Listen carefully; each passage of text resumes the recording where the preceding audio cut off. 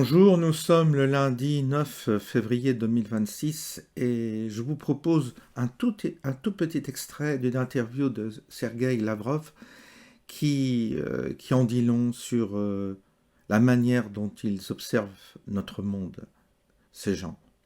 Quand tu vois la dimension du personnage, quand tu vois l'ambiance de cette interview, le décorum, enfin, tu as l'impression déjà d'être dans un monde parallèle, c'est un autre monde.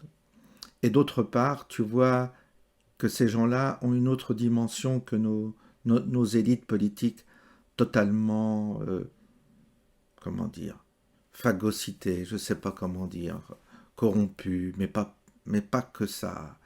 Des êtres euh, comme des énergumènes qui sont agités par je ne sais quelle frénésie maléfique. Il y a quelque chose d'extrêmement malsain, glauque et minable en même temps. Ce sont des êtres absolument minables.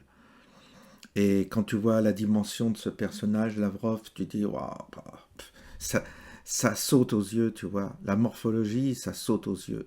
Et quand tu vois cet homme, qui est âgé également, bah, tu vois qu'il a une belle morphologie. Tout se lit sur le visage, je vous assure, c'est très important.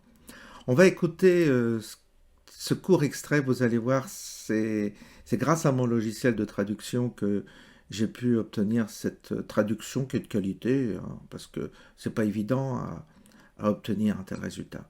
Vysotsky, notre pénétration sur la planète est particulièrement visible de loin. Ce sujet concerne la révélation de ce visage, qui s'appelle l'Occident collectif et qui est désormais appelé non pas un État profond, mais une alliance profonde qui dirige tout l'Occident et tente de diriger le monde entier. Le fait que cela dépasse la compréhension humaine et que c'est du pur satanisme, eh bien, il n'est probablement pas nécessaire de l'expliquer à une personne normale. C'est intéressant parce que il note que une personne normale ne peut pas intégrer le type d'information auquel nous avons accès.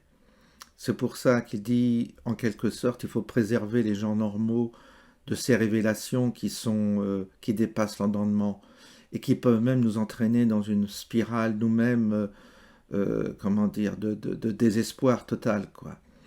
Et parce que plus tu creuses et plus tu approfondis, plus ça te remue les tripes et plus ça te déstabilise. Parce que le problème de ces révélations, c'est qu'elles nous montrent un visage totalement déformé de l'humanité.